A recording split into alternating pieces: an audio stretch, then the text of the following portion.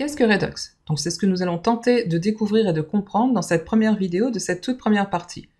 Redux est une bibliothèque open source JavaScript de gestion d'état centralisée pour les applications web. Redux est plus couramment utilisé avec des bibliothèques front comme React ou Angular. Donc vous avez très souvent vu la combinaison React-Redux et Angular-Redux. Donc ce sont des combinaisons que l'on retrouve fréquemment, mais l'usage n'est pas limité à ces deux bibliothèques front.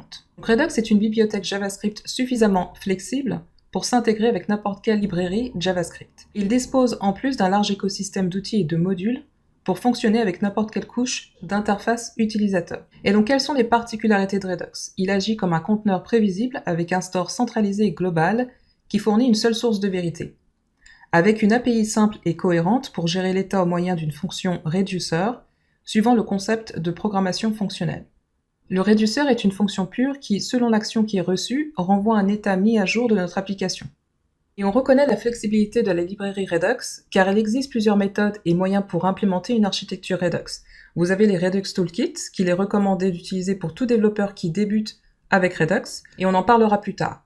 Redux Toolkit fournit un cadre et des configurations prédéfinies pour faciliter la mise en place d'une architecture avec Redux.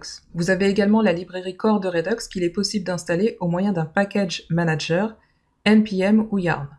Et donc c'est un moyen que l'on utilisera pour ajouter Redux à notre application de gestionnaire de contacts lorsque l'on passera à la partie projet. Autre particularité et avantage de Redux est qu'il est facilement débuggable et facile à tester.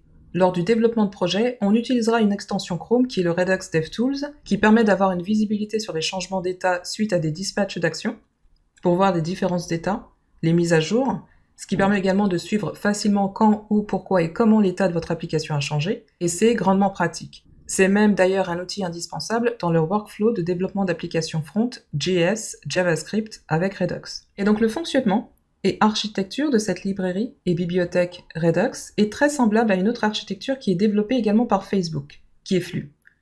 La bibliothèque Redux trouve d'ailleurs son inspiration de cette même librairie.